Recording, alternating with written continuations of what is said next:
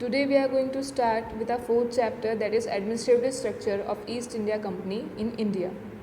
In the last chapter we saw that the British East India Company, from trading company they became to ruling company in 1757 AD.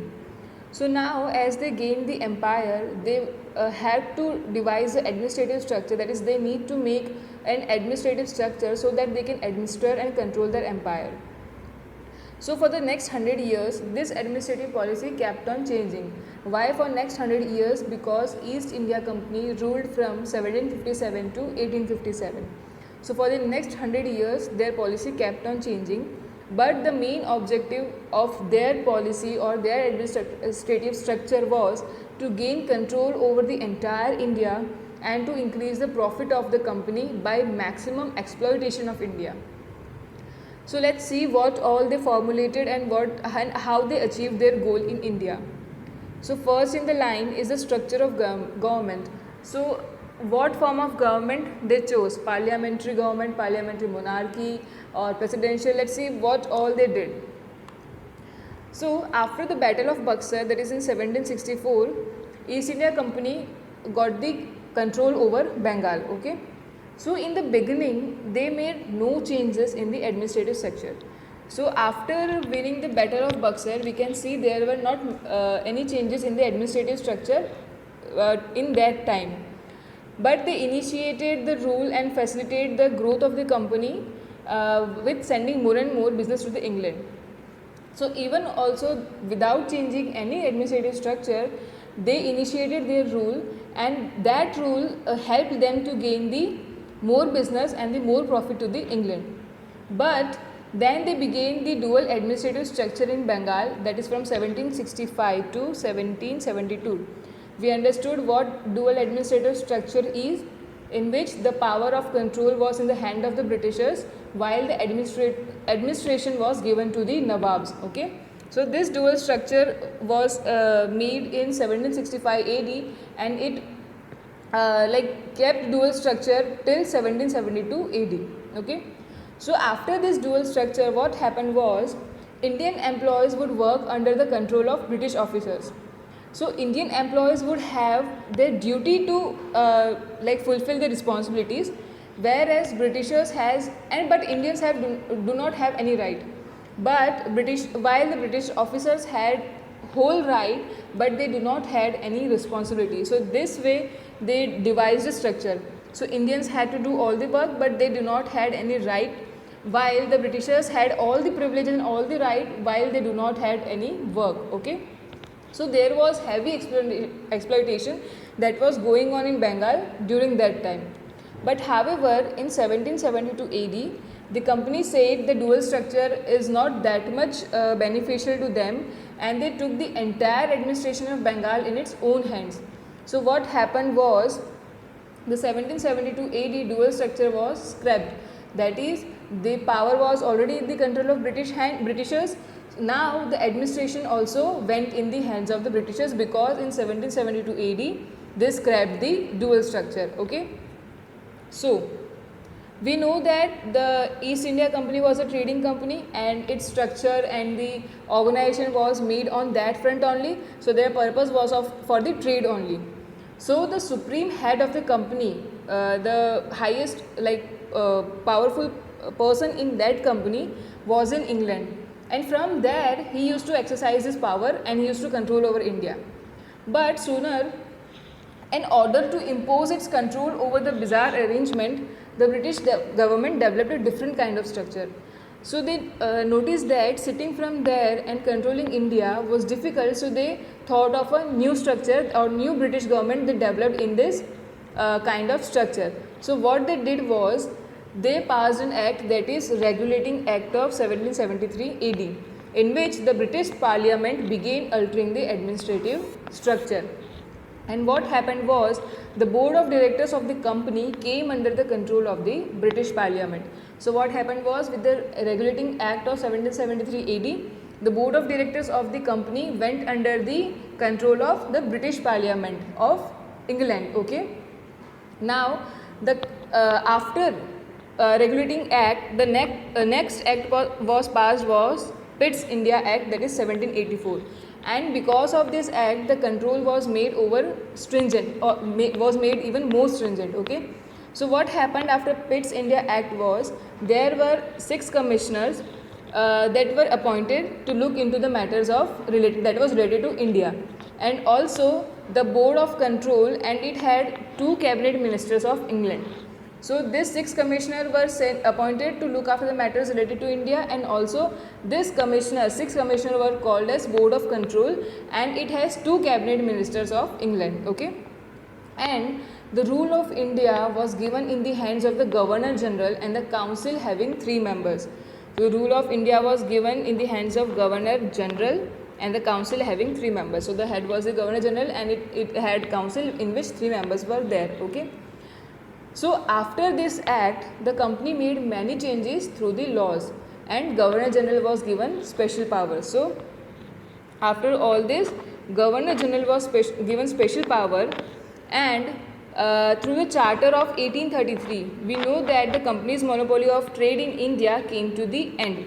So the monopoly that was created for the British East India Company also came to an end with the Charter Act of 1813 AD. Okay, and finally in 1833 AD, a new Charter Act was passed which brought the company under the control of the British Parliament. So with the Charter of 1833, the whole company and the control, that is the control of the company, came under the hands of the British Parliament. So what happened was, firstly, Regulating Act of 1773 was passed, under which the British Parliament began altering the administrative structure. They made the board of directors of the company under the control of British Parliament. Then Pitt's India Act 1784 was passed. According to that, 6 commissioners were appointed to look after the matter of the India, and that 6 commissioners were called the Board of Control, and they had 2 cabinet ministers of England as well. Then the Governor General and the Council had 3 members, and the Act that is till 1857. After this Act, it is 1857. The company made many changes, and also one of the changes were the Governor General was given the special powers. So and also after that, the Charter Act of 1813 was passed, in which the company's monopoly on trade in India came to an end. And finally in 1833 AD, a new Charter Act was passed, in which the companies was brought under the control of British Parliament. Okay. Then in this way, through parliamentary laws, that is the parliamentary laws of the Britishers, that is England, company and its administrative structure was under the control of British government. Okay, but the parliament could not rule India, which was 6,000 miles away. So what was the problem over there? The British Parliament took the control of the company, but still there was a problem, that is the parliament could not rule India, which was 6,000 miles away. So sitting in England, there it was difficult to control India, to rule India. So the Britishers realized that, and they made Governor General Council as a supreme power, and also they gave some special power. So what happened that, because of this special power, the Governor General could overrule his own council. So if council passed some act, now the Governor General had the power to overrule that decision of the council. And now the most powerful and the real ruler in India was the Governor General. Okay, because of the changes made in the administration. Okay, now he had to rule under the control of the direction of British government, but there was certain caveats, like the Governor General still had to rule under the control and under the direction of the British government. So whatever the direction that would be sent, or whatever the guidance that the British government would send, the Governor General had to follow that, and then had to rule India according to that only.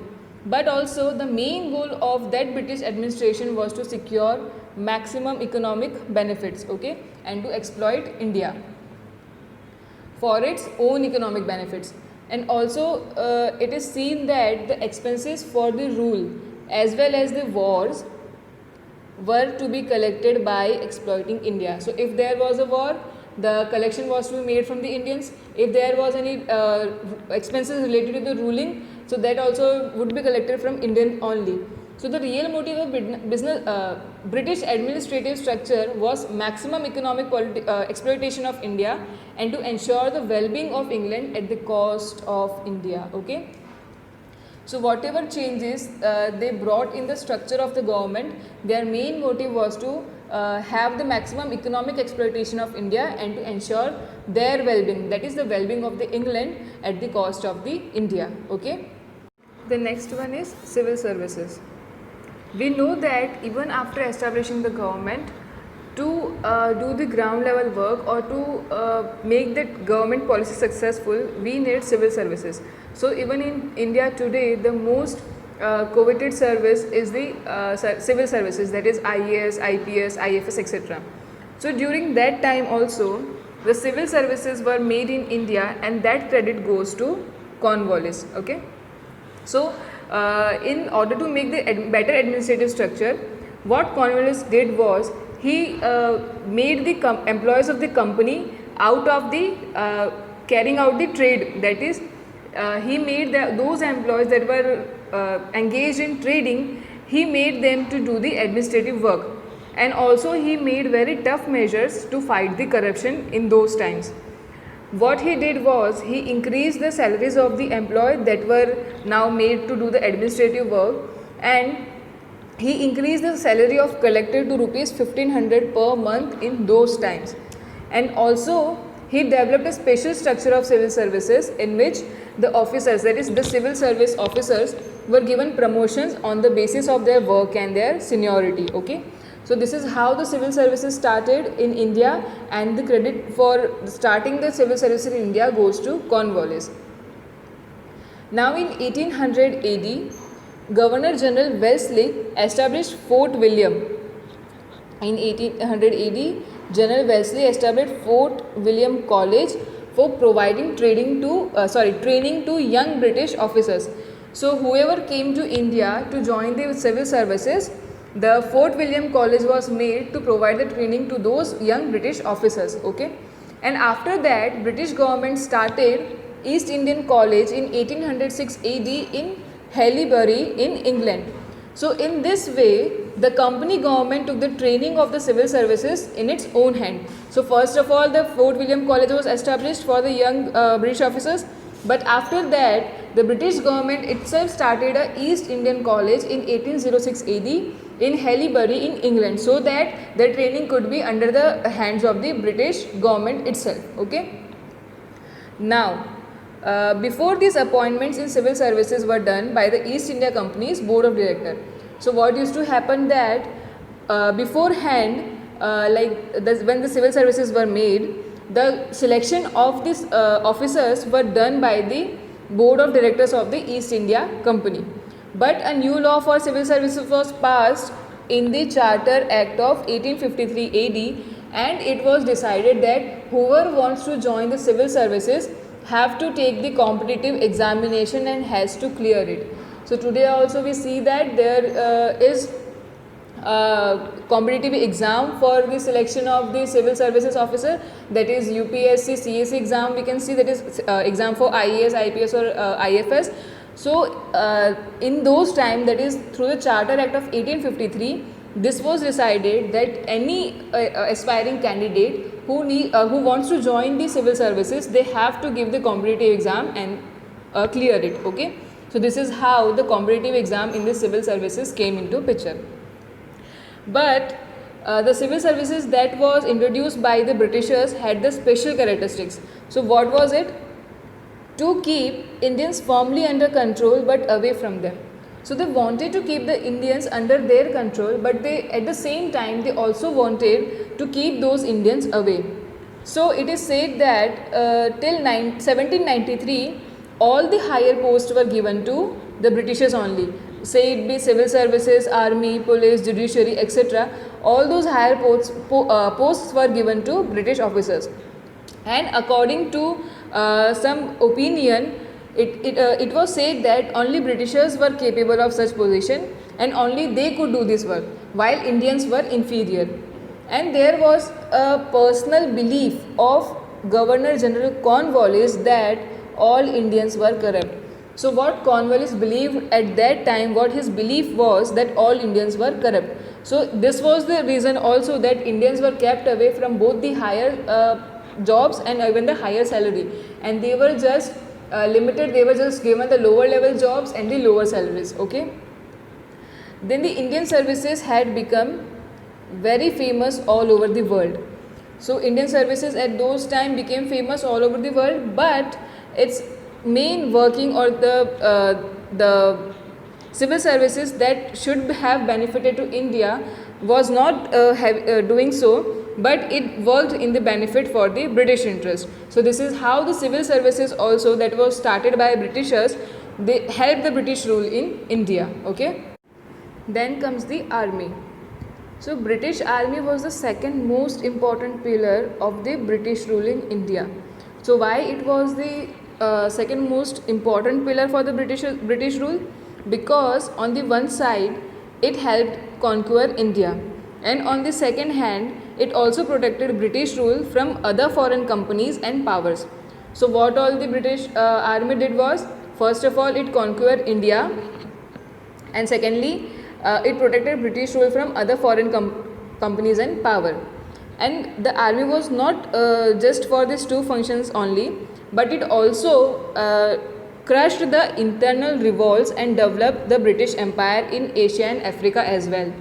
So whatever the internal rebellion or revolt was going on, the army used to crush that also, and it helped develop British Empire in Asia and Africa. Okay.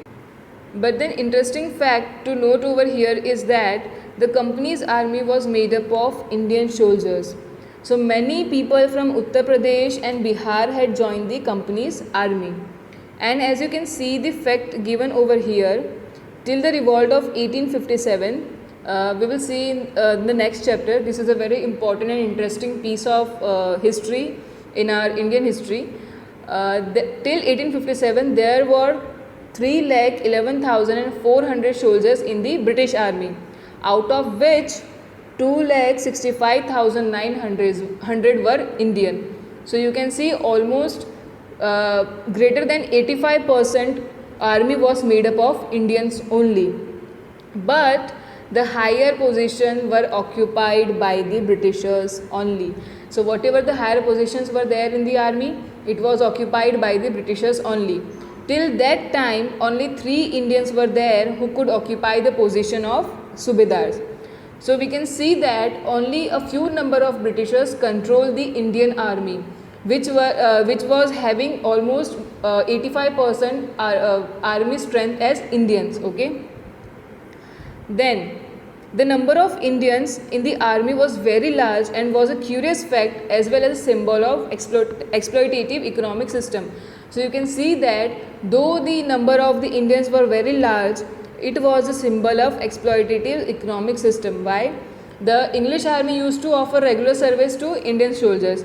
So as a result, in order to gain the livelihood, the Indian worked as a soldier to the British Empire. So to have those regular livelihood, they used to join the British army. So the British army was controlled by few Britishers that held the higher position, and the Indians were controlled under them. Okay. In administrative structure, next comes the police. So police was the most important machinery for the British imperialism. So the police, this machinery, that is the system of police, was also started by Governor General Cornwallis. So we saw that Cornwallis started the civil services, and also Cornwallis was responsible for the starting or the beginning of the police system in India. So what he did was, he took away the policing right or the policing responsibility from the landlords and the grantees and established a separate police department for maintaining law and order. Okay. So in this way we can say that Cornwallis modernized the Indian traditional system. So what he did was, he established a police station and appointed a Faujdar. But later on he also appointed a deputy superintendent of police, that is DSP, at the district level police structure. So DSP was the highest police officer, highest grade police officer at the district level. And also he appointed Chaukidar at a village level. So it is to be noted here also that the higher positions were held only by the Britishers. Okay, so the British made maximum use of police system to crush the Indian freedom movement. So what they did was they used this police system to crush the Indian freedom movement. So with this viewpoint, we can say that instead of this police system, instead of working for the protection of people, it worked for securing the interest of the British. So we know that the work of the police is to protect the public, but under the control of Britishers, this police system did not protect the public, but it secured the interest of the Britishers. Okay.